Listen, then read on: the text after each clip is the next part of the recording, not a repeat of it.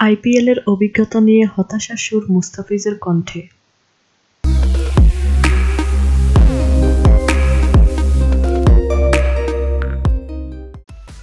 Indian premier লিগের ১০ম আসর শেষ করে গতকাল ঢাকায় ফিরেছেন কাটার মাস্টার খ্যাত মুস্তাফিজুর রহমান।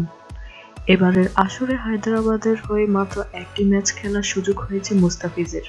সেই ম্যাচে বল হাতে উজ্জ্বল হয়ে উঠতে দেখা যায়নি মুস্তাফিজকে। আইপিএল শেষে দেশে ফিরেই উপস্থিত হন home of cricket Mirpur Sher-e-Bangla cricket স্টেডিয়ামে। শুরুতে সাংবাদিকদের সঙ্গে কথা বলতে না চাইলেও পরবর্তীতে সাংবাদিকদের অনুরোধে কথা বলতে রাজি হন তিনি। তবে শর্ত ছুড়ে দেন সাংবাদিকদের।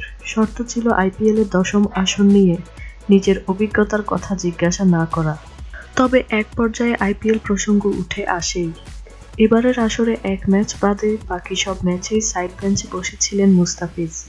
আইপিএল নিয়ে নিজের অভিজ্ঞতার কথা সরাসরি না বললেও জানান এবারের আসরে ভালোই অভিজ্ঞতা হয়েছে তার।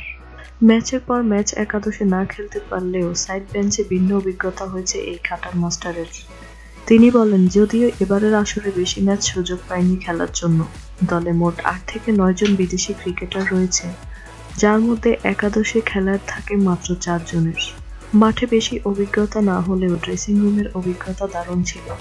সেখানে অনেক বড় মাপের ক্রিকেটাররা ছিলেন, তাদের কাছ থেকে অনেক কিছুই শেখার আছে এবং শেখার তো কোনো শেষ নেই। গত বছর প্রথমবারের মতো আইপিএল খেলার অভিজ্ঞতা হয়েছিল মুস্তাফিজের। তবে এবারের চিত্রটা গত বছরের চেয়ে ভিন্ন। আইপিএলের গত আসরে দল চ্যাম্পিয়ন হওয়ার পেছনে বড় অবদান রেখেছিল মুস্তাফিজ। নির্বাচিত হয়েছিলেন সেরা উদীয়মান ক্রিকেটারও।